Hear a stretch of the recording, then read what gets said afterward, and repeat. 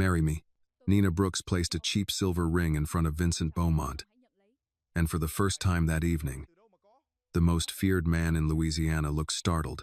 The silver lighter in his hand snapped shut with a hard click that cut through the dining hall. Around them, senators, judges, and wealthy donors fell silent one by one, watching the black maid standing beside the long crystal-covered table as if she had just walked into church carrying gasoline. Vincent stared at the ring for 2 full seconds before lifting his eyes to her face. "What did you just say?" Nina kept her hands steady even while her heartbeat turned uneven beneath her ribs. "I said marry me." A nervous laugh escaped from somewhere farther down the table, but it died quickly when Vincent glanced in that direction. He never raised his voice. He never needed to. "Everybody out," he said. Chairs moved immediately. Guests gathered their coats and drinks without looking directly at either of them. The jazz music from the ballroom outside continued softly while the dining hall emptied until only Nina and Vincent remained beneath the chandelier light and the sound of rain hitting the tall windows overlooking Lake Pontchartrain. Vincent picked up the ring between 2 fingers. Cheap, silver. Small fake stone. Nothing about it belonged near a man like him. "You interrupted my dinner with half the state senate," he said calmly, "to propose to me with a $5 ring. I paid 7. That almost pulled a smile from him. Almost. Then his face hardened again. "Explain." Nina swallowed once. "Somebody's trying to kill me." The room changed after that. Vincent leaned back slightly in his chair, watching her with sharper attention now. At 40, Vincent Beaumont had the kind of face newspapers trusted and enemies feared. White. Controlled. Expensive suit without a tie. Dark eyes that rarely revealed more than calculation. Nina had worked inside Beaumont Estate for nearly a year and had never once seen him surprised until she placed that ring in front of him. "Who wants you dead?" he asked. "I don't know yet. That's inconvenient." "I know." He rolled the lighter once through his fingers. "Then why come to me?" "Because whoever's after me works around your docks." That got his attention. 3 nights earlier, Nina had been cleaning the east corridor outside Beaumont Estate's private library when she heard 2 men arguing behind the closed doors. One voice belonged to a security supervisor from Beaumont Shipping. The other she didn't recognize. They were talking about a witness, federal investigators, and somebody who needed to disappear before morning. Then one of them mentioned her father's name. Daniel Brooks. Nina looked at Vincent now and said it aloud. "My father used to work at the port." Vincent's expression shifted slightly. "Daniel Brooks? You remember him?"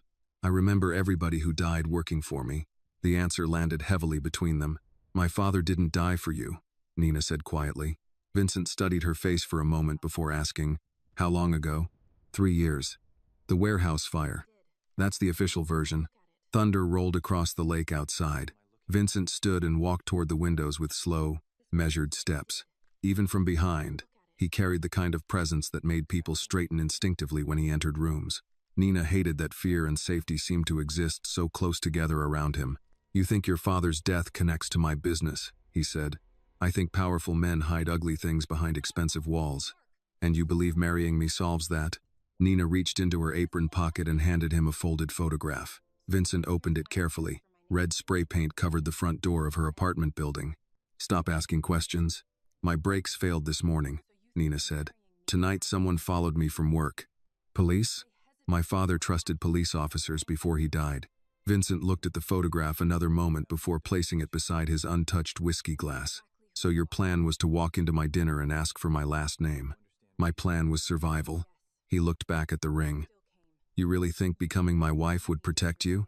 "I think people hesitate before attacking something that belongs to Vincent Beaumont." The silence after that felt heavier than before. Vincent moved closer until only the table separated them. Nina caught the scent of cedar and whiskey beneath the rain drifting through the cracked balcony doors. "You understand what people say about me?" he asked. "Yes. And you still came here. You're not the only dangerous man in Louisiana." Something dark flickered briefly across his face, then disappeared. Vincent opened the lighter again. Click. The small flame reflected in his eyes while he studied her carefully, like he was trying to understand whether she was brave or desperate enough to become a problem. "Where did you buy this ring?" he asked. "The hotel gift shop downstairs." That finally made him exhale through his nose in something close to disbelief. "This may be the worst proposal I've ever heard. It's the only one I had time for." Before he could answer, the dining hall doors burst open. A security guard hurried inside, breathing hard enough to tell them something had already gone wrong. "Mr. Beaumont," the man said quickly, "there's been an explosion downtown." Nina felt her stomach tighten immediately. Vincent's expression stayed calm. "Where?" The guard hesitated after noticing Nina standing there. Dauphine Street Apartments. Her apartment building. For a second, the room tilted beneath her feet. Vincent noticed instantly. His eyes moved from her face to the cheap silver ring still sitting on the table between them. The lighter snapped shut one last time.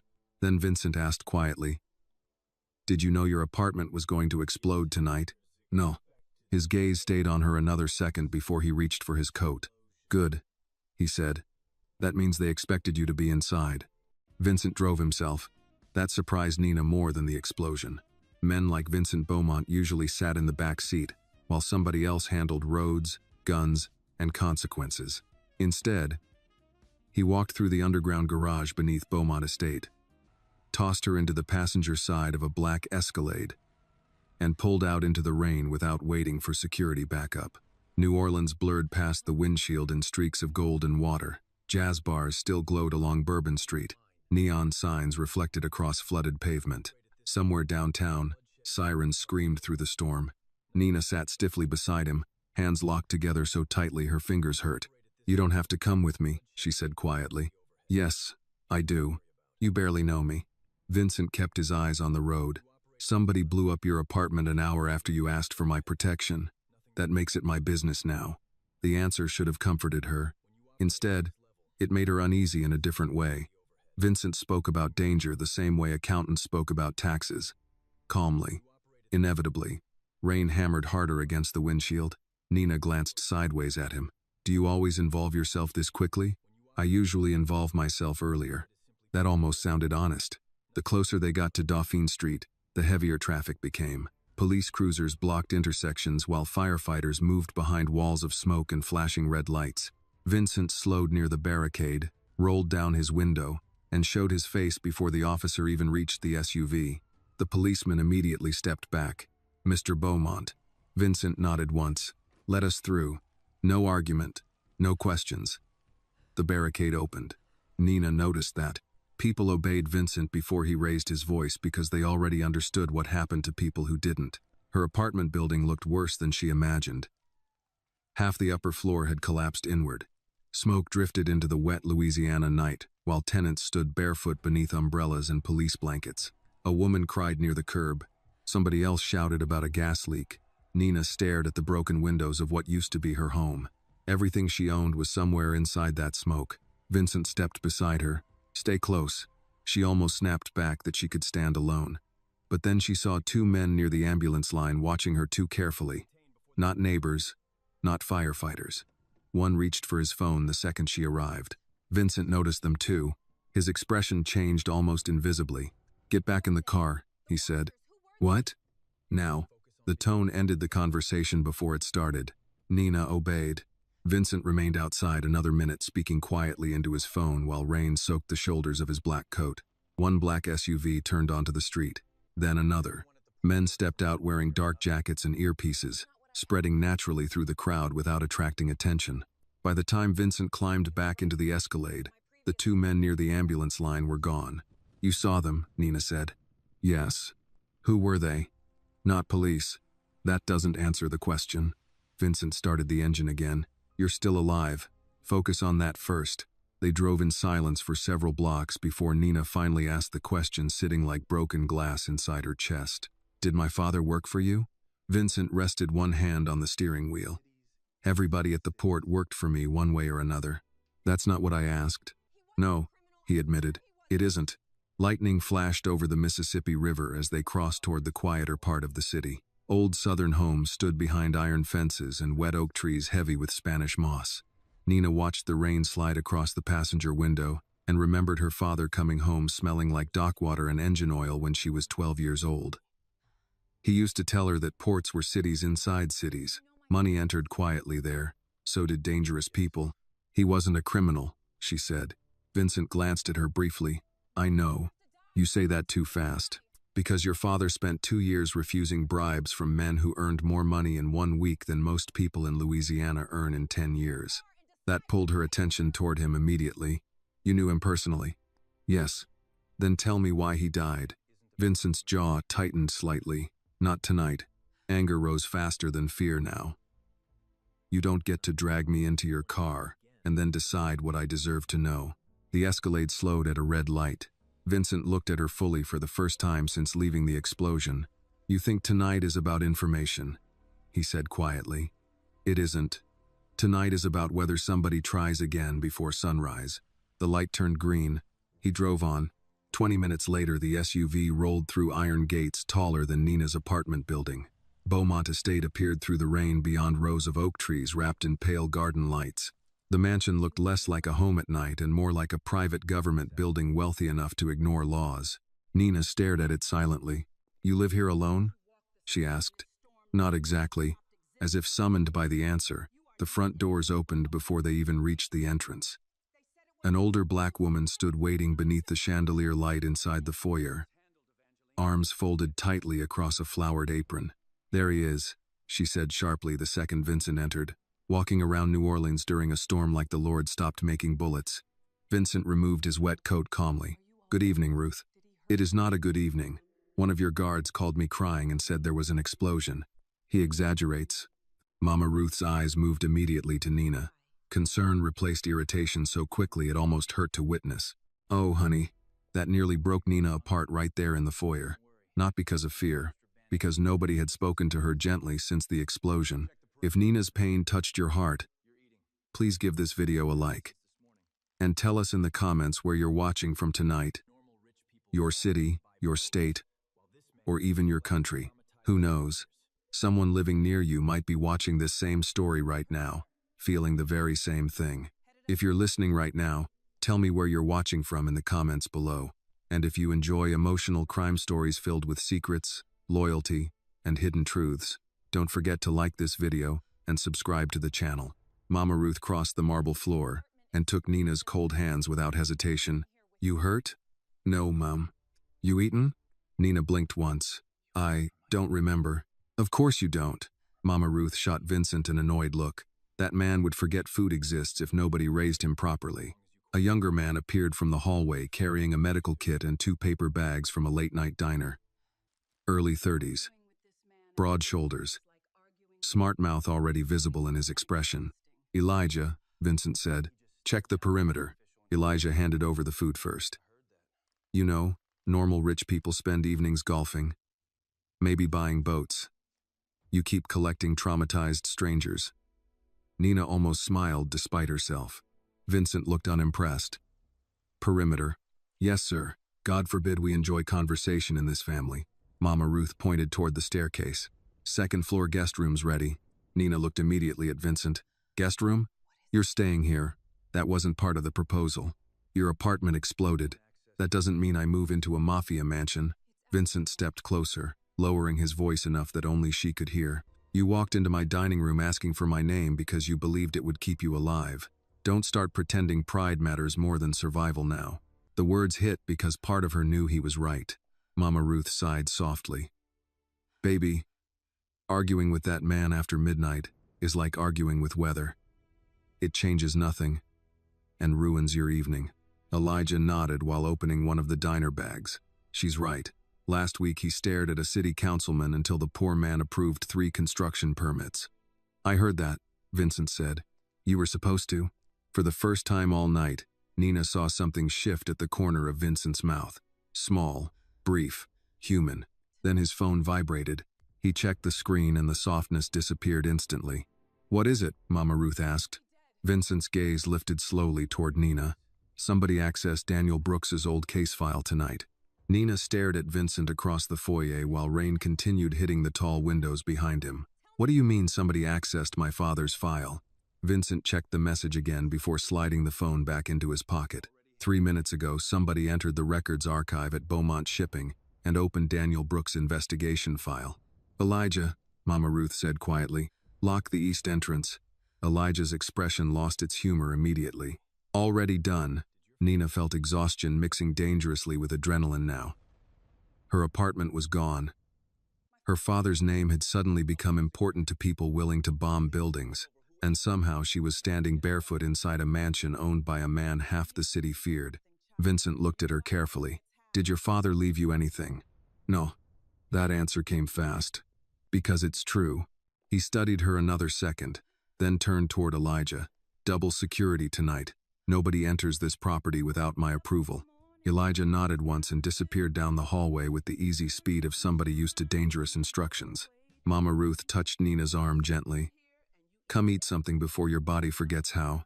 Nina followed her through the kitchen, mostly because her legs had started shaking without permission. Beaumont Estate looked different away from the ballroom and marble staircases. The kitchen carried warmth instead of power. Copper pots hung above the stove. Cornbread cooled beneath towels on the counter. Somebody had left old blues music playing softly near the sink. Mama Ruth sat Nina at the long wooden table and pushed a bowl of shrimp gumbo toward her. "Eat. I'm not really hungry." "That's trauma talking. Ignore it." Nina managed 2 bites before Vincent entered the kitchen again.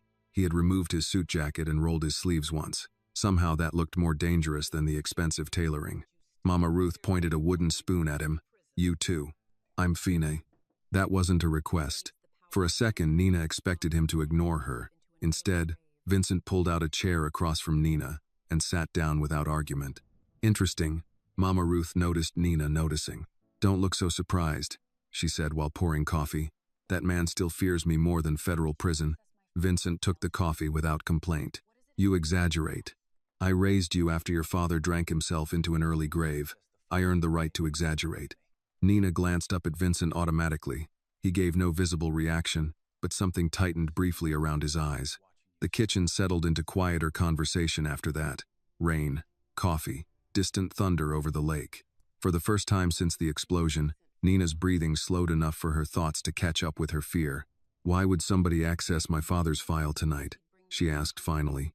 Vincent rested his coffee cup against the table. "Because they know you spoke to me. You think somebody inside your company is watching you. I know they are." The honesty in that answer bothered her more than denial would have. Mama Ruth sat beside Nina with a tired sigh. "Daniel Brooks was a decent man. Too decent for doc business." Nina looked at her immediately. "You knew my father too?" "Everybody knew him. Quiet man. Brought me pecans every Christmas because he heard me mention once that I missed Georgia." She shook her head slowly. "People like your daddy believe rules still matter when enough money enters a room. That belief gets expensive." Vincent's phone buzzed again. He read the message and stood immediately. "Elijah found the security footage," he said. "I'll be in the office." Nina rose before thinking. "I'm coming too." "No, my father's involved." "Exactly." Anger pushed through exhaustion now. "You don't get to decide what I can handle." Vincent looked at her steadily. "And you don't understand what kind of people you're standing near yet." The kitchen went quiet. Mama Ruth watched both of them over the rim of her coffee cup like somebody observing weather move toward a storm. Nina folded her arms. "Then explain it." Vincent walked closer until only the table separated them. "Your apartment explosion wasn't random. Accessing your father's file tonight wasn't random either. Somebody is trying to figure out whether Daniel Brooks told you something before he died." "He didn't." Maybe they don't believe that. The truth settled heavily in her chest because she suddenly remembered something she had not thought about in years. 3 nights before his death, her father came home late carrying a locked metal box. He had hidden it somewhere inside their apartment while believing she slept on the couch. Nina never saw the box again after the fire. Vincent noticed the shift in her face instantly. "What?" "Nothing." That looked like something. She hated how observant he was. Before she could answer, Elijah returned carrying a tablet. "Got the footage." Vincent took it from him. Nina moved automatically to look over his shoulder. The screen showed the archive hallway inside Beaumont Shipping. Grainy black and white security footage. Empty corridor. Midnight timestamp. Then a man appeared wearing a maintenance uniform and baseball cap pulled low. Nina froze. "I know him." Vincent's eyes lifted immediately toward her. "From where?" "He used to work loading cargo near Pier 9 when my father was alive." She leaned closer to the screen. "Name's Marcus Reed. At least that's what people called him." Elijah frowned. "Reed's been dead 6 years." The room cooled around that sentence. Nina looked back at the footage. "That's him." Vincent replayed the clip slowly. The man entered the archive using a security key card, stayed inside exactly 4 minutes, then disappeared from camera range before the footage glitched into static. Elijah, Vincent said quietly, trace every employee connected to Pier 9 between 2018 and now. Already started. Vincent handed the tablet back without taking his eyes off Nina. Tell me everything your father said before he died. I already told you. Nothing. You're lying now. Her temper snapped faster than expected. Maybe I just don't trust you. Something dark crossed his expression, not anger exactly. Recognition, maybe. Like he understood distrust too well to take offense from it. You should be careful with secrets in this house, he said calmly. Secrets tend to become expensive here. Nina stared back at him. You say that like you invented expensive secrets. Elijah quietly muttered, well, this is getting personal. Mama Ruth smacked his shoulder with a dish towel without looking at him. Vincent ignored both of them. Go upstairs and sleep for a few hours. You think I can sleep tonight? No, he admitted, but exhaustion makes people careless. Nina wanted to argue again. Instead, she realized her body already felt half numb from stress and smoke and fear. Mama Ruth touched her shoulder gently and guided her toward the staircase. The guest room overlooked the lake. Large bed, soft yellow lighting, fresh clothes folded neatly across a chair. Somebody had even placed cocoa butter lotion beside the bathroom sink, which told Nina Mama Ruth noticed details most people missed. That woman runs this house, Elijah said from the doorway. Vincent just pays the bills. Nina almost smiled faintly. Does everybody here joke during crises? Only the ones trying not to lose their minds. He started leaving, then paused. For what it's worth, Vincent doesn't bring people here often. That's comforting. No, Elijah admitted. Honestly, it's worse. After he left, Nina locked the bedroom door out of instinct. She showered quickly, changed clothes, and sat on the edge of the bed staring at rain moving across the windows. Too many things no longer made sense. Her father, the docks, Vincent Beaumont knowing more than he admitted, a dead dock worker appearing on security footage. Then she remembered the metal box again. Slowly, Nina stood and crossed toward the old duffel bag Elijah had rescued from the damaged apartment building earlier that night. Most of her belongings were ruined, but inside one hidden pocket sewn beneath the lining, her fingers finally touched folded paper. Her heartbeat stopped.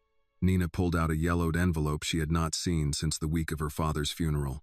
On the front, written in Daniel Brooks' careful handwriting, were 5 words. If anything happens, trust nobody. A second line sat underneath. Not even Beaumont. Nina read the last line 3 times before lowering the envelope slowly back into her lap. Not even Beaumont. Rain continued tapping softly against the guest room windows, while Beaumont Estates settled into the uneasy silence large houses carried after midnight. Somewhere downstairs, a door closed. Footsteps crossed marble floors. Then quiet again. Nina stared at her father's handwriting until old memories started pressing upward, whether she wanted them or not. Daniel Brooks had not been a dramatic man. He paid bills early, fixed broken shelves without being asked, and believed church shoes should always stay polished no matter how hard the week had been. The idea that he had written those words before dying made something cold move through her chest. A soft knock interrupted her thoughts. Nina? Mama Ruth's voice came through the door. You awake? Nina slid the envelope back beneath the bag lining before opening the door halfway. Mama Ruth stood holding a tray with tea and buttered toast. Couldn't sleep either, she said gently. Nina stepped aside to let her in. You don't have to keep taking care of me. Yes, I do. Mama Ruth placed the tray near the window. That's how decent people survive ugly times. They feed each other. The older woman glanced briefly toward the bag on the bed but asked no questions. Nina appreciated that more than sympathy. You knew my father well? Nina asked quietly. Mama Ruth sat in the armchair beside the lamp, well enough to know he worried too much and smiled too little. A faint smile touched her face. That man loved you hard, though. Used to carry your school pictures folded in his wallet until the edges turned white. Nina looked down at her hands. He ever talk about Vincent? Mama Ruth asked carefully. Not much. That's probably smart. Nina exhaled faintly through her nose. Everybody says things like that around him. Nobody actually explains anything. Mama Ruth folded her hands together. Vincent grew up around men who treated kindness like weakness. His father built Beaumont Shipping by making sure people feared him before they respected him. That kind of upbringing leaves marks. That doesn't explain why my father warned me not to trust him. The room went still after that. Mama Ruth looked at Nina for a long moment. Your daddy wrote that? Nina regretted speaking immediately. Too late now. He left me something before he died, she admitted. A note. Mama Ruth's expression tightened slightly, not with surprise, with concern. You tell Vincent? No. Good. That answer came fast enough to unsettle Nina. Mama Ruth stood slowly and crossed toward the rain-dark window. There are two versions of Vincent Beaumont. The man newspapers write about, and the boy I watched grow into him. I trust one more than the other, depending on the day. That's not comforting. No, Mama Ruth admitted softly. It isn't. Before Nina could ask anything else, shouting rose downstairs. Male voices, fast movement. Mama Ruth turned immediately toward the hallway. Stay here. Nina ignored that instruction within 5 seconds. By the time she reached the second-floor landing, Elijah was already moving through the foyer with a handgun tucked low beside his leg while Vincent stood near the front entrance, speaking sharply into his phone. What happened? Nina asked. Vincent looked up instantly. Why are you downstairs? That's not an answer, Elijah muttered under his breath. You brought home the only woman in Louisiana who talks to you like equal opportunity employment. Vincent ignored him. One of our dock accountants is missing. Nina felt her stomach tighten. Connected to my father? We don't know yet. But you think so? Yes. The honesty landed harder now because she no longer trusted any version of him completely. Vincent ended the phone call and grabbed his coat from the chair near the staircase. I'm going to the port. At 2 in the morning? That's usually when criminals start disappointing me. Nina crossed her arms. I'm coming. No. You keep saying that. Because I mean it. The argument sat between them for half a second before another voice entered quietly from the doorway. She should go. Everyone turned. Marcus Hale stepped inside, carrying Rain across the marble floor with him. Mid-40s. Gray at the temples. Tailored coat. Calm eyes that measured rooms quickly without seeming rude about it. Nina recognized him immediately from Beaumont charity events and newspaper photographs standing beside Vincent at fundraisers.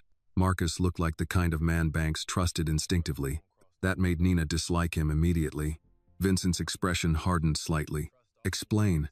If somebody's targeting Daniel Brooks' connections, they already know Nina's here. Marcus removed his gloves carefully. Leaving her behind only makes this house another target. Elijah frowned. He's got a point. Vincent clearly disliked hearing that. Marcus turned toward Nina politely. Miss Brooks. Nina. His smile remained controlled. Vincent rarely brings strangers into family matters. You must have made an impression. She proposed marriage at dinner. Elijah offered helpfully. Marcus blinked once. I'm sorry. Vincent walked toward the door before the conversation could continue. We're wasting time. The ride to Beaumont Shipping felt colder than the earlier drive downtown. Marcus sat beside Vincent in the front while Nina and Elijah took the back seat. Rain blurred the industrial district into shadows and sodium lights, while cargo cranes rose over the docks like giant steel skeletons against the river. Nina watched Vincent carefully from the back seat. He spoke little, but the atmosphere around him had changed since leaving the mansion. Sharper now. More dangerous.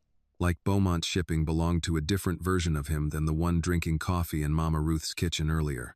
You trust Marcus? She asked quietly to Elijah. Elijah glanced toward the front before answering. Long as I've worked here, Vincent has. That's not what I asked. Elijah rested his arm against the window. Around the docks, trust usually means somebody hasn't betrayed you yet. Not comforting either. The shipping offices sat near Pier 9 beneath floodlights and armed security. Workers moved quickly through the rain while forklifts carried steel containers toward cargo ships waiting in the dark water. Inside the main building, tension hit immediately. Phones ringing.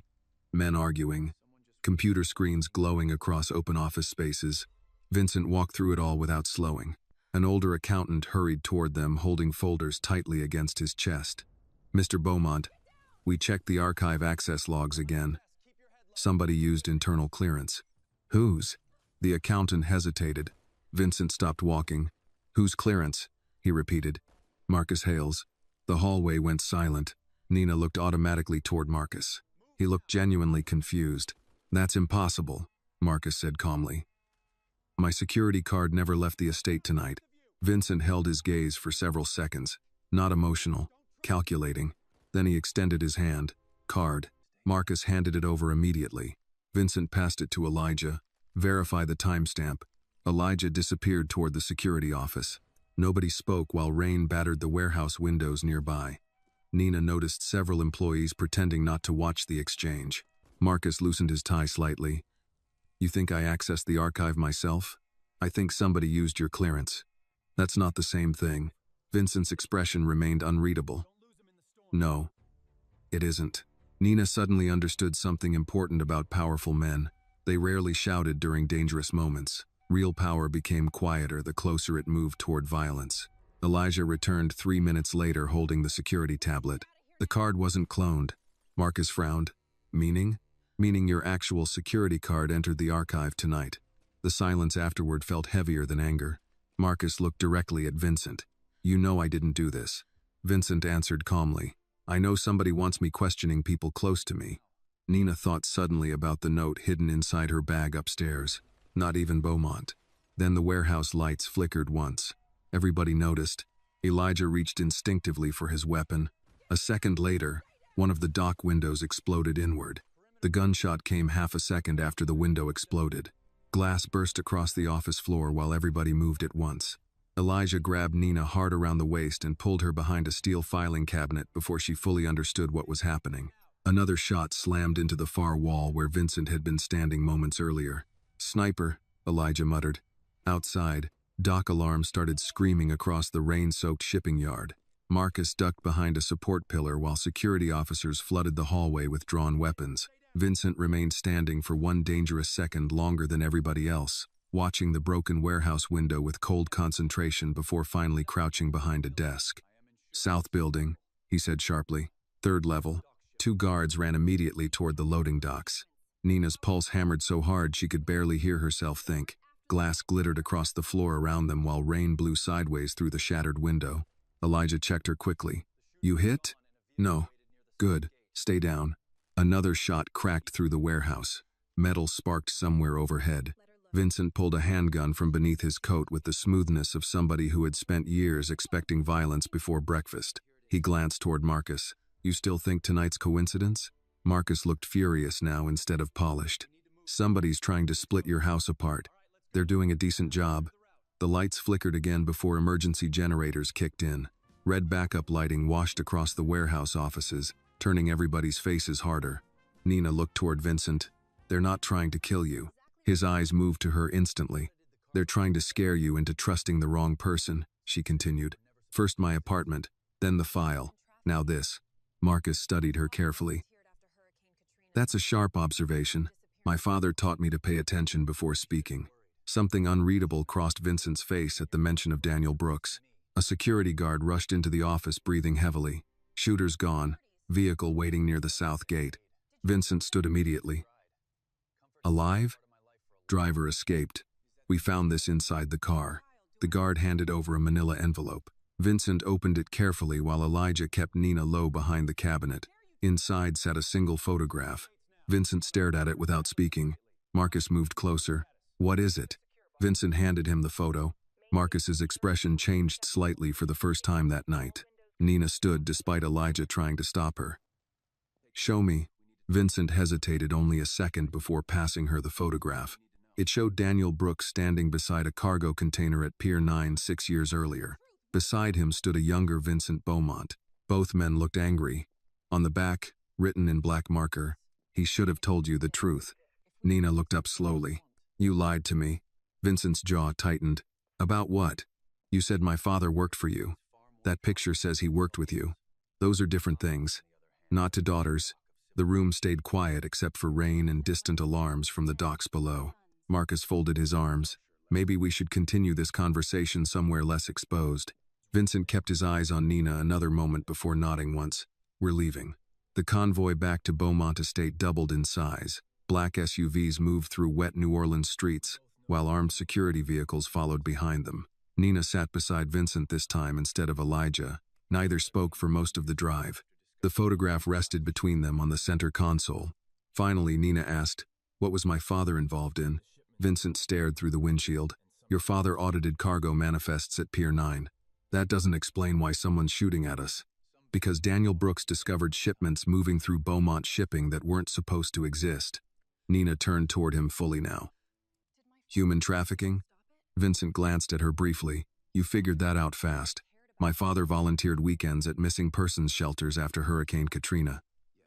He used to say ports were where desperate people disappeared easiest. Vincent's hands tightened slightly around the steering wheel. What did he find? She pressed.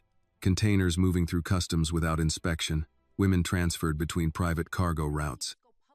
His voice remained steady, but something colder entered it now. Your father brought evidence to me instead of federal agents. Why? Because federal agents were already getting paid. That answer felt believable enough to make her sick. And you stopped it? I tried. Tried. Not succeeded. Nina looked back toward the rain outside. My father trusted you. Yes. You keep saying things like they should comfort me. Vincent parked briefly at a red light before answering. Comfort hasn't been part of my life for a long time. The words came out simple. No self-pity attached. Somehow that made them heavier. Back at Beaumont Estate, Mama Ruth was waiting in the foyer wearing slippers and holding a shotgun. Nina blinked. Is that loaded? Mama Ruth looked offended. Child, I grew up in Alabama. Of course it's loaded. Even Vincent rubbed a hand briefly across his forehead. Ruth. What? Somebody shot at my house. It's not your house. That's where you're wrong. Elijah nearly choked, trying not to laugh while taking the shotgun gently from her hands. Within minutes, the estate shifted into lockdown. Security checked windows, gates sealed, phones rang downstairs continuously. Nina stood near the library entrance, watching men move through the mansion with controlled urgency. Wealthy houses always looked different during crisis. Less elegant. More honest. Vincent entered the library carrying the photograph and 2 glasses of bourbon. He handed one toward her. I don't drink bourbon. You might tonight. She accepted it anyway. The library smelled like cedar shelves and old paper. Rain tapped softly against the windows, while fireplace light moved across dark wood walls. Vincent loosened his tie slightly before sitting near the fire. Nina remained standing. You owe me the truth, she said. Yes. But truth usually creates more problems than lies. That sounds like something rich men teach their sons. His eyes lifted toward her. No. Rich men teach sons how to survive consequences. Truth usually arrives later. She hated that part of her understood what he meant. Vincent placed the photograph on the low table between them. Your father came to me 6 years ago because he discovered unauthorized shipments moving through Pier 9. Women. Teenagers sometimes. His voice flattened slightly. Some already dead by the time containers reached the Gulf. Nina felt nausea rise hard inside her chest. He thought you could stop it. He believed I still cared about what happened around my company. And did you? Vincent held her gaze steadily. Yes. The answer came too fast to sound rehearsed. Nina sat slowly across from him. Then why didn't he go public? Because the people funding those shipments included judges, politicians, and federal contractors. Vincent leaned back slightly. Your father believed if the wrong people learned what he knew before he had enough proof, he'd disappear. And he was right. Silence settled heavily between them. The fire cracked softly in the corner while rain continued over the lake outside. Finally, Nina asked the question that mattered most. Did you love your wife? Vincent looked genuinely surprised by it. What? You wear the ring still. Nina nodded toward his hand wrapped loosely around the bourbon glass. People don't keep wedding rings after funerals unless grief still owns part of them. For the first time since she met him, Vincent looked tired instead of dangerous. Yes, he said quietly. I loved her. What happened? His jaw shifted once before he answered. She started asking questions about Pier 9 too. Nina stared at Vincent across the library while the fire cracked softly between them. Your wife died because she investigated the port? Vincent rested the bourbon glass against his knee without drinking. Officially, Eleanor Beaumont died in a boating accident during a storm. And unofficially, she found something she wasn't supposed to find. The answer settled heavily in the room.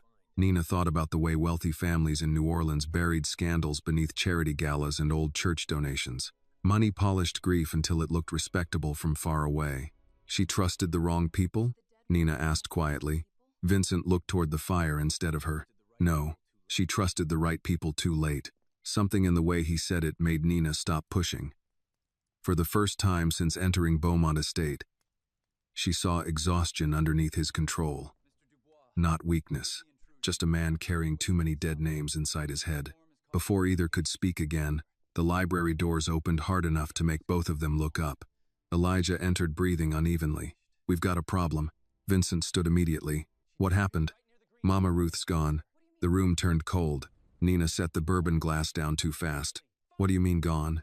Elijah ran a hand across the back of his neck. "Kitchen staff said she stepped outside 10 minutes ago after getting a phone call. Security cameras lost her near the greenhouse." Vincent moved past him instantly. Nina followed before anyone could stop her. The estate no longer felt warm. Hallway lights reflected sharply across marble floors while security teams moved through rooms speaking low into radios. By the time they reached the greenhouse entrance, rain had started again over the lake. One guard stood near the broken security camera mounted above the side door. Vincent's voice dropped dangerously low. "How long has this been dead?" "Maybe 15 minutes, sir." Vincent looked at the shattered camera once before turning toward Elijah. "Lock every gate." "Already done." Nina scanned the dark gardens beyond the greenhouse windows. She wouldn't just disappear. "No," Vincent agreed quietly. "She wouldn't." A phone vibrated somewhere. Everyone froze. The sound came from the gardening table beside the greenhouse sink. Mama Ruth's phone lay there vibrating against wet soil and scattered pruning shears. Vincent picked it up. One unread message filled the screen. "Check the docks." Nina felt dread settle deep in her stomach. "It's a trap." "Yes." "Then don't go." Vincent lifted his eyes toward her slowly. "I don't leave people behind." The answer came so simply it made her angry. "People keep dying around this port," she snapped. "Your wife. My father. Now, Mama Ruth. And you think walking away changes that?" The question hit harder because she had no answer ready. Marcus appeared from the hallway moments later, coat half-buttoned, expression tight. "I just spoke to Harbor Security. Pier 9's lights were manually shut down 20 minutes ago." Vincent grabbed his gun from the nearby console table. "Get the cars." Elijah hesitated. "You sure this isn't exactly what they want?" "Yes," Vincent said calmly. "That's why we're going."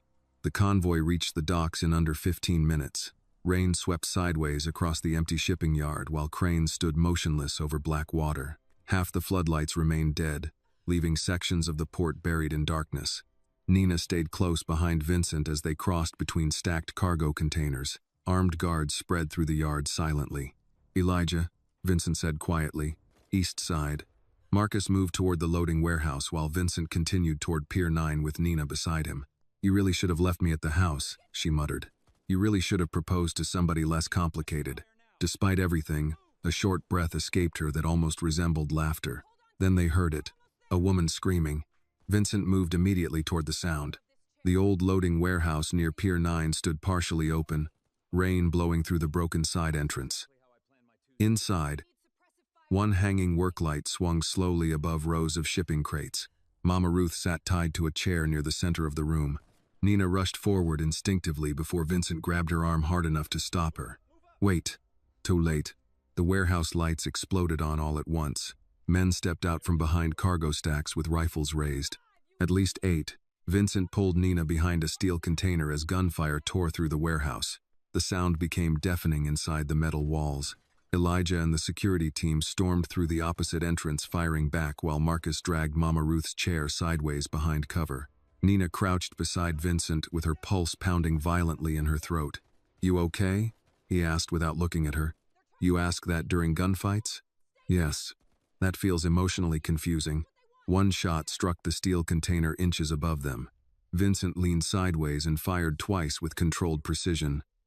Somewhere across the warehouse, a man dropped hard against the concrete floor. Nina stared at him. Not the shooting, the calmness.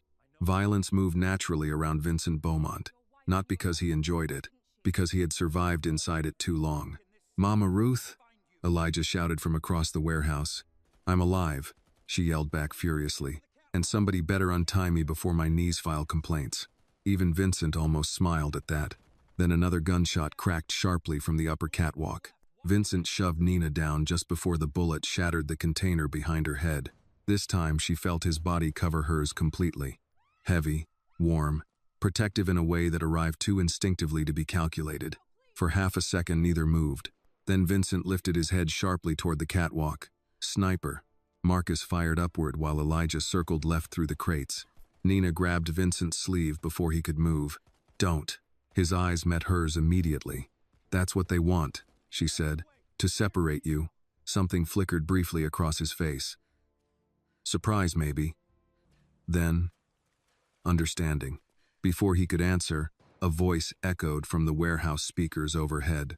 Still saving people, Vincent? Everybody froze. The voice sounded distorted electronically, but old enough to carry confidence instead of panic. Vincent stood slowly from behind cover. Show yourself. A low laugh crackled through the speakers. That's the problem with men like you, the voice continued. You keep believing loyalty matters after power already bought everybody.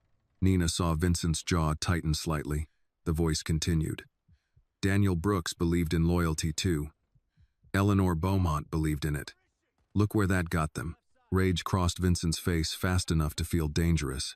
You touch Ruth again, he said quietly. And I'll burn every dock between here and Houston finding you.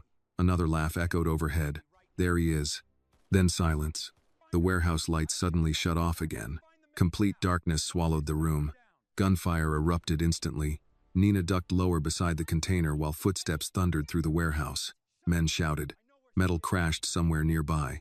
Then a hand grabbed Nina violently from behind. She screamed automatically as somebody dragged her backward through the dark. Vincent turned at the sound of her voice. Nina. She reached toward him instinctively just before another shot exploded between them. Vincent fired back immediately, but darkness and moving bodies swallowed everything into chaos. The last thing Nina saw before a hood dropped over her face was Vincent Beaumont pushing through gunfire toward her with the kind of fury that no longer looked controlled at all. Nina woke with pain in the back of her head and the taste of blood at the corner of her mouth. For several seconds she could hear only dripping water and the distant groan of old wood shifting somewhere above her. Then the smell reached her. Dust, mold, burned candle wax, church. She opened her eyes slowly. Moonlight filtered through broken stained glass windows high above the room, washing pale color across cracked wooden pews and collapsed sections of ceiling. The place looked abandoned for years. Rain tapped softly against the old roof while one weak lantern burned near the altar. Her wrists were tied to a chair. Nina tested the ropes once without panic. Tight, professional. A voice echoed calmly through the darkness. Good. I was getting tired of waiting. She looked up immediately. Marcus Hale stepped out from the shadows near the altar wearing the same rain-dark coat from the docks. Calm, clean, controlled. No mask now. For a second, Nina simply stared at him. You. Marcus gave a small nod. That usually happens when people finally understand things. Anger hit harder than fear. You kidnapped me? I saved you from Vincent Beaumont's version of protection. You had people shooting at us. Yes. And Mama Ruth? Alive. Annoyed. Probably insulting everybody in that warehouse by now. Nina pulled harder against the ropes. You could have gotten people killed. Marcus walked slowly down the center aisle between the pews. People are already dead, Nina. Your father. Eleanor Beaumont. 3 federal witnesses over the last 4 years. He stopped in front of her. The mistake you're making is believing Vincent stood outside that system. He tried to stop it. Marcus watched her carefully after that sentence. That's what he told you? He didn't deny the trafficking. No. Vincent rarely lies directly.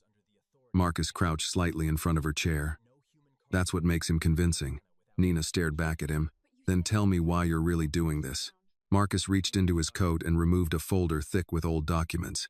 He dropped it into her lap. Because Daniel Brooks trusted the wrong man. Nina looked down slowly. Shipping manifests, financial transfers, dock schedules. Every signature at the bottom carried the same name. Vincent Beaumont.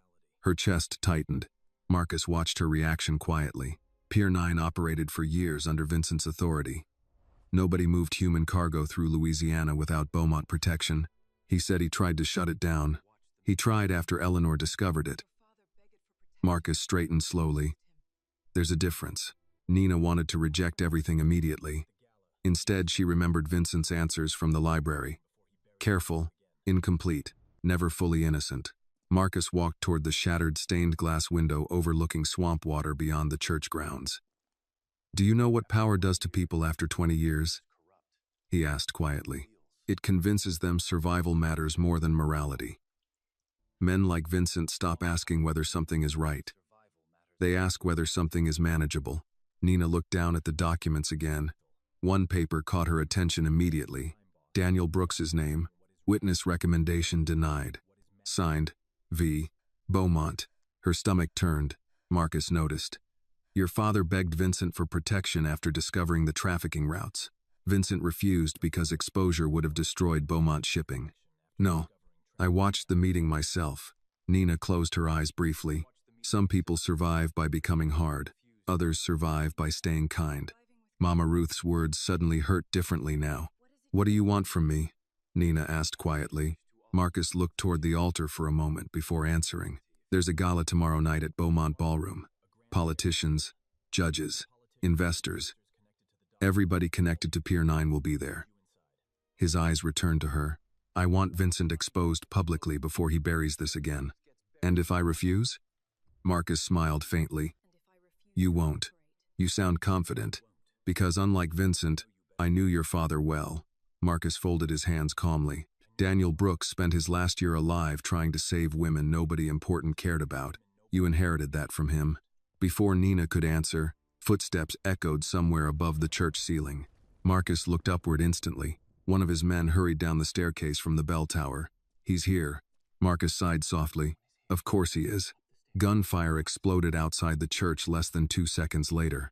Nina's pulse jumped hard as headlights swept through broken windows. Men shouted outside. Tires skidded across wet gravel. Marcus pulled a handgun smoothly from beneath his coat. You brought him directly to me, Nina snapped. No, Marcus said calmly. Vincent found us because he's predictable where you're concerned. Another burst of gunfire tore through the church entrance. Wood splintered. Marcus's men moved quickly into defensive positions while he stepped behind one of the stone pillars near the altar.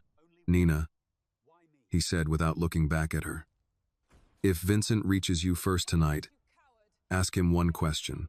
Outside, Vincent's voice thundered through the church. Marcus, Nina had never heard him sound like that before. Not controlled. Furious.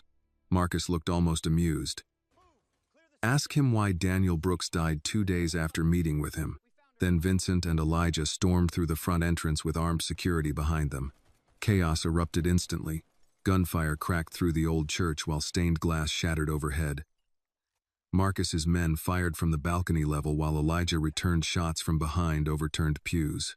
Vincent saw Nina immediately. Everything else disappeared from his attention after that. He crossed the church toward her through flying splinters and gunfire with terrifying focus. Get down, Elijah shouted. Vincent ignored him. One bullet struck the wall inches beside Nina's chair. Stone fragments cut across her cheek. Then Vincent reached her. His hands moved quickly over the ropes, binding her wrists. Are you hurt? Before she could answer, Marcus spoke from behind the altar. Ask him. Vincent froze slightly. Nina looked up at him. Did my father meet you before he died? Silence. Not long, but long enough. Vincent cut the final rope loose. Yes. Did he ask for protection? Another gunshot echoed through the church. Vincent grabbed her shoulder, pulling her behind the overturned pew as bullets shattered the candles above the altar. Nina, answer me. His jaw tightened. Yes. The truth hit harder than shouting would have. Marcus laughed bitterly from across the church. There it is. Nina stared at Vincent while gunfire continued around them. What did you do? Vincent's eyes locked on hers. I told him I needed more time. And 2 days later he died. Pain crossed Vincent's face fast enough to look real. Yes. For one dangerous second she could not breathe. Not because Marcus had been right. Because Vincent looked like a man who had already punished himself for it every day since. Elijah fired upward toward the balcony. We need to move now. Marcus backed slowly toward the side chapel exit while his remaining men covered him. This city doesn't belong to good men anymore, Vincent, he called out. That's why people like Daniel Brooks always die first. Vincent raised his gun toward him. Marcus smiled faintly. You still won't shoot me in a church. Then the side door slammed open behind him and he disappeared into the storm outside. The gunfire stopped almost immediately after. Rain and breathing filled the silence left behind. Nina remained crouched beside the pew while Vincent stood over her, chest rising heavily. You should have told me, she said quietly. Yes. Why didn't you? Vincent looked toward the broken altar before answering. Because some truths arrive too late to fix anything. Outside, police sirens finally began approaching through the storm. Inside the ruined church, Nina realized something far more dangerous than fear had started growing between them. She no longer knew which man she should trust, and that uncertainty hurt more than the kidnapping ever did. By the time they returned to Beaumont Estate, dawn had already started bleeding pale gray across the Louisiana sky. Nobody spoke during the drive back from the church. Elijah sat in the front passenger seat with blood on his sleeve from a bullet graze he refused to treat seriously, while Vincent drove with both hands tight around the steering wheel and Nina stared silently out the window at empty streets washed silver by rain. The silence between them no longer felt uncertain. It felt wounded. When the gates opened, Mama Ruth was waiting on the front steps wearing a heavy robe and holding a cigarette she clearly wasn't smoking correctly. The second Nina stepped out of the SUV, Mama Ruth wrapped both arms around her hard enough to make Nina finally breathe again. "You keep disappearing and aging me," the older woman muttered into her shoulder. "I'm okay. That's becoming less believable every day." Elijah climbed out next, wincing slightly. Mama Ruth pointed immediately at the blood on his sleeve. "You got shot? It barely counts." That's exactly what foolish men say before infections. Vincent walked past all of them without speaking and disappeared inside the mansion. Nina watched him go. Mama Ruth noticed. "That man's carrying enough guilt to sink a church. He lied to me." "Yes." Mama Ruth sighed softly. "But lying and failing people aren't always the same sin." Nina looked toward the mansion entrance. "My father asked him for help, and Vincent didn't move fast enough." Mama Ruth's voice lowered carefully. "You think he's forgiven himself for that?" The answer sat painfully obvious in Nina's chest. Inside the estate, the atmosphere had shifted again. Security moved through the halls with sharper urgency. Phones rang constantly. News channels played quietly in office rooms downstairs. Whatever happened at the church had accelerated something bigger. Marcus was no longer hiding. Vincent stood alone inside the library when Nina entered 20 minutes later. He had removed his jacket and rolled his sleeves unevenly, something she realized he only did when his control started slipping around the edges. A half-empty glass of bourbon sat near the fireplace beside scattered files and photographs from Pier 9 investigations. He looked up when she entered. Neither spoke immediately. Finally, Nina asked, "How many people died because you waited?" Vincent didn't answer right away. "Too many." The honesty hurt worse now. She crossed the room slowly. "Marcus said you protected Beaumont Shipping instead of my father. I protected thousands of employees whose lives depended on that company surviving. That sounds like justification. It sounds like reality." Nina folded her arms tightly. "And my father became acceptable collateral?" Something sharp crossed his expression, then disappeared. "No, but he still died." Vincent stood slowly from the chair. "Do you think I don't know that?" The anger in his voice finally surfaced for the first time since she met him. Not explosive, exhausted. "He came to me with evidence against men connected to senators, federal contractors, judges. I thought if I moved carefully, I could protect him and dismantle the operation without starting a war." Vincent looked directly at her now. "I was wrong." The room stayed quiet except for the low crackle of firewood. Nina wanted to stay angry. It would have been easier. Instead, she saw a man carrying the consequences of one terrible decision for years. Before she could answer, Elijah entered holding a tablet. "We've got movement." Vincent's expression hardened immediately. "Where?" "Marcus sent invitations to tonight's Beaumont Foundation Gala." Nina frowned slightly. "The charity event?" Elijah nodded. "Every major donor, judge, council member, and shipping executive in Louisiana will be there." Vincent understood before Nina did. "He's gathering everybody connected to Pier 9 in one room," he said quietly. Elijah handed over the tablet. "And local media got anonymous tips this morning about Beaumont shipping corruption." Nina felt the pieces locking together now. "Marcus wants a public collapse." "No," Vincent said coldly. "He wants control after the collapse." The realization settled heavily over the room. Marcus had spent years beside Vincent learning how power moved through New Orleans. If Beaumont fell publicly tonight, Marcus could position himself as the man exposing corruption instead of participating in it. "Elijah," Vincent said, "contact federal prosecutors directly. No intermediaries." "Already trying." "Trying?" They stopped answering an hour ago. Vincent's face darkened slightly. That means Marcus reached them first. Nina looked between them. Then what do we do? For several seconds, nobody answered. Then Vincent looked at her. We finished this publicly. The ballroom that evening looked almost identical to the one where Nina first placed the cheap silver ring in front of Vincent Beaumont. Crystal chandeliers glowed above polished marble floors while jazz music drifted softly through conversations worth millions of dollars. Politicians smiled for cameras. Wealthy donors drank bourbon beside paintings older than Louisiana itself. And beneath all of it sat fear. Nina felt it immediately. People watched Vincent too carefully tonight. Smiles lingered too long. Conversations stopped when he approached. Everybody knew something was coming. Mama Ruth adjusted Nina's black evening dress gently near the ballroom entrance. You look beautiful. I looked nervous. That too. Nina glanced toward Vincent across the room. He stood near the staircase in a dark suit speaking quietly with Elijah while security teams blended into the crowd around them. Even surrounded by politicians and millionaires, he still looked like the most dangerous person inside the building. Then Marcus arrived. The ballroom shifted almost invisibly at his entrance. Perfect tuxedo, calm expression, confident enough to smile while cameras flashed toward him. Marcus raised a champagne glass toward Vincent from across the room like they were old friends instead of men approaching war. Elijah, Vincent said quietly. Doors locked? Already. Marcus crossed the ballroom slowly until he stood directly before them. Quite a turnout, he said smoothly. Vincent's expression remained unreadable. You enjoy dramatic endings. I enjoy honest ones. Marcus's gaze moved toward Nina. Miss Brooks, I hope Vincent finally explained who profits from men like him surviving. Nina held his gaze steadily now. You mean men like both of you? For the first time that night, Marcus looked genuinely impressed.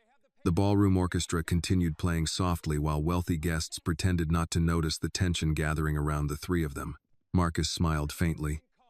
Your father would have been proud of that answer. Vincent stepped slightly closer. Careful. Marcus ignored him. Daniel Brooks once told me something interesting. His eyes stayed on Nina. He said corruption survives because decent people keep convincing themselves evil can be managed quietly. Vincent's jaw tightened. And he was right, Marcus continued calmly. Your mistake, Vincent, was believing you could sit beside monsters without eventually feeding them. Nina saw something shift across Vincent's face then. Not denial. Recognition. Before anyone could speak again, every screen inside the ballroom suddenly flickered to black. The music stopped. Guests turned toward the massive projector above the stage as security teams reached instinctively for weapons beneath jackets. Then old shipping footage appeared across the ballroom walls. Cargo containers, P9, women being moved between trucks, federal signatures, payment records, Beaumont shipping logos. The room exploded into shouting. Someone screamed near the back tables. Reporters rushed forward. Politicians started leaving their seats while cameras flashed wildly through the ballroom. Marcus looked toward Vincent calmly amid the chaos. There it is, the truth. Then he pulled a handgun from beneath his jacket and pointed it directly at Nina. The ballroom froze the second Marcus pointed the gun at Nina. Nobody moved. Crystal chandeliers still glowed above a room collapsing in real time while shipping records and trafficking footage continued flashing across giant projection screens. Politicians backed away from cameras. Wealthy donors stared at exits calculating survival faster than morality. Somewhere near the orchestra stage, a woman quietly began crying. Marcus never looked away from Vincent. This, he said calmly, is the problem with men who wait too long to choose sides. Vincent stepped forward once. Put the gun down. You're not really in a position to negotiate tonight. Elijah had already drawn his weapon near the staircase, but too many guests stood between him and Marcus for a clean shot. Security teams shifted through the ballroom carefully, while reporters filmed everything now with trembling hands and hungry eyes. Nina stood perfectly still, not because she wasn't afraid, because she finally understood something about powerful men. Fear excited men like Marcus. Calm unsettled them. Marcus looked toward the giant screens behind him where women's faces continued appearing beside cargo logs and payment records. You spent years convincing yourself you could manage evil quietly, he said to Vincent. That's what weak men do when they enjoy comfort more than consequences. Vincent's voice lowered dangerously. You murdered Daniel Brooks. Marcus smiled faintly. No, I removed a problem after you failed to. The words hit the ballroom harder than the gun. Nina saw it happen in Vincent's face instantly. Not surprise. Confirmation. The last piece locking into place. Marcus continued calmly, almost conversational now. Your wife figured it out before Brooks did, by the way. Eleanor always was smarter than you. That changed something. Not loudly, not dramatically, but Nina saw Vincent Beaumont stop holding himself together. The room felt it too. Elijah muttered quietly under his breath, "Oh, that was a mistake." Marcus noticed too late. Vincent moved before anyone else could react. 1 second he stood beside the staircase. The next he slammed into Marcus hard enough to send both men crashing across the ballroom floor while the gun fired wildly into the ceiling. Guests screamed and scattered as tables overturned and crystals shattered beneath running feet. Elijah immediately grabbed Nina and pulled her behind the marble bar near the orchestra stage. "Stay down." Gunfire exploded somewhere near the entrance. As Marcus's remaining men opened fire trying to reach him, Beaumont's security returned shots instantly. The ballroom transformed from charity gala into war zone within seconds. Nina crouched low behind the bar while people ran past screaming in tuxedos and evening gowns. Above them, the projector screens continued playing evidence nobody could stop now. Vincent and Marcus fought brutally across the ballroom floor between broken chairs and shattered glass. No elegance left. No polished, wealthy masks. Just two men carrying years of betrayal inside their fists. Marcus slammed Vincent into a banquet table hard enough to collapse it. "You still don't get it," he snarled. "Men like us built this city." Vincent hit him back with enough force to send blood across Marcus's mouth.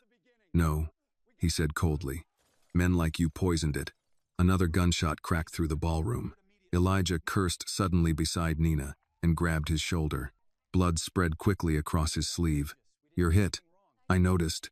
Even injured, Elijah kept firing toward the ballroom entrance where federal agents finally stormed inside shouting commands. "Federal agents, drop your weapons." Nobody listened immediately. Marcus saw the agents entering and understood the same thing Vincent already had. The Empire was finished. He reached suddenly toward the fallen handgun near the broken stage. Nina saw it before Vincent did. "Vincent!" Vincent turned just as Marcus grabbed the weapon and fired. The shot echoed through the ballroom. Then silence hit strangely fast. Vincent staggered backward. Nina's chest stopped. For one terrible second she thought Marcus had shot him. Then Marcus himself collapsed to his knees. Blood spread darkly through his white dress shirt. Behind him stood Mama Ruth holding Elijah's handgun with both hands shaking violently. The entire ballroom stared at the 63-year-old woman in house slippers and a floral shawl. Mama Ruth lowered the gun slowly. "I am too old," she announced breathlessly, "for white men ruining my evening every 5 minutes." Even Elijah laughed once through the pain. Marcus looked up weakly toward Vincent from the ballroom floor. "You think exposing this fixes anything?" Vincent stood over him breathing hard. "No." "Then why do it?" For several seconds Vincent said nothing. Then his eyes shifted toward Nina across the destroyed ballroom. "Because somebody decent finally forced me to look at myself honestly." Marcus followed his gaze toward her and smiled faintly despite the blood at his mouth. "That maid?" he whispered bitterly. "You burned everything down for her?" Vincent answered without hesitation. "She reminded me I still had a soul worth saving." Marcus let out one final broken laugh before federal agents pulled him into handcuffs beside the shattered ballroom stage. Outside, sirens flooded Beaumont Estate from every direction. Inside, nobody important looked powerful anymore. Judges sat trembling beside broken champagne glasses. Politicians avoided cameras while federal agents seized phones and documents. Reporters moved through the wreckage like scavengers smelling history. Nina crossed the ballroom slowly toward Vincent while paramedics treated Elijah near the staircase, and Mama Ruth loudly argued with an FBI agent about firearm permits. Vincent looked exhausted now, not physically, spiritually. "You got shot?" Nina asked quietly. He glanced down toward the blood across his side. "Apparently, that's not a normal answer. Tonight stopped feeling normal hours ago." She looked around the destroyed ballroom. "You think any of this can actually be repaired?" Vincent followed her gaze slowly. "Not completely." The honesty in that answer felt different now, cleaner somehow. Federal agents approached moments later requesting statements, while photographers crowded behind police barricades outside the estate gates. The rest of the night dissolved into interviews, arrests, and headlines already spreading across every news station in Louisiana. By sunrise, Beaumont shipping stock had collapsed. By noon, 3 judges resigned. By evening, Federal investigations reached Washington, and for the first time in years, nobody protected Pier 9 anymore. 3 months later, New Orleans felt quieter, not cleaner. Cities like New Orleans never became clean completely, but quieter. Beaumont Estate no longer carried armed guards at every hallway entrance. The gates remained open during daylight hours. Construction crews repaired damaged sections of the ballroom while lawsuits and investigations continued swallowing the Beaumont name across national television. Vincent accepted most of it without fighting.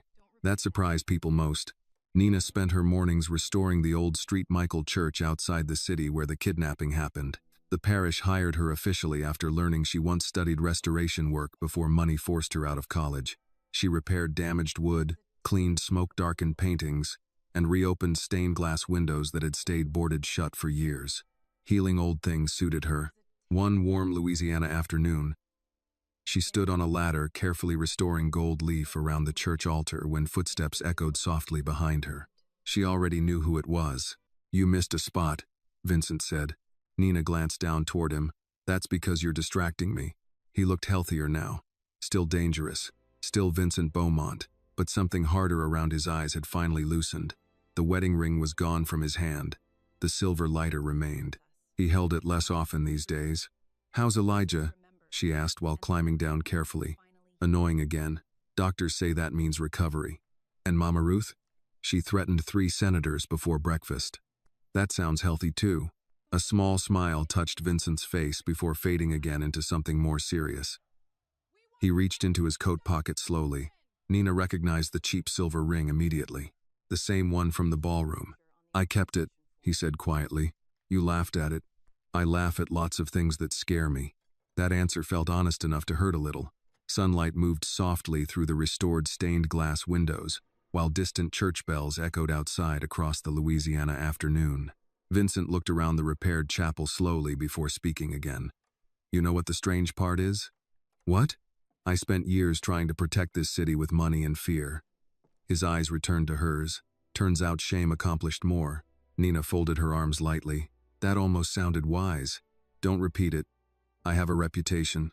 For the first time in months, silence between them felt peaceful instead of wounded. Then Vincent looked at her carefully and said, "The first time you asked me to marry you, you were trying to survive." Nina smiled faintly. It was still a terrible proposal. It really was. He stepped closer then, holding the cheap silver ring between his fingers. "This time," he said quietly, "stay because you want to." Nina looked at him for a long moment before taking the ring gently from his hand. Outside, the church doors remained open wide against the warm Louisiana light. Sometimes the most dangerous people are not the ones holding guns, but the ones who stay silent while evil grows around them. This story reminds us that power without conscience destroys families, friendships, and entire communities from the inside out. Vincent learned too late that protecting a system built on fear only creates more suffering, while Nina proved that courage does not come from wealth or status, but from refusing to look away when innocent people are hurting. The story also shows that justice is rarely clean or easy, yet one honest person can still force powerful men to face the truth. In the end, love did not save them because it was perfect. It saved them because it taught 2 broken people how to become human again. This video is a work of fiction created with the assistance of artificial intelligence. All characters, events, and situations are not real and do not represent any actual people or true stories. The content is intended for storytelling and emotional illustration only.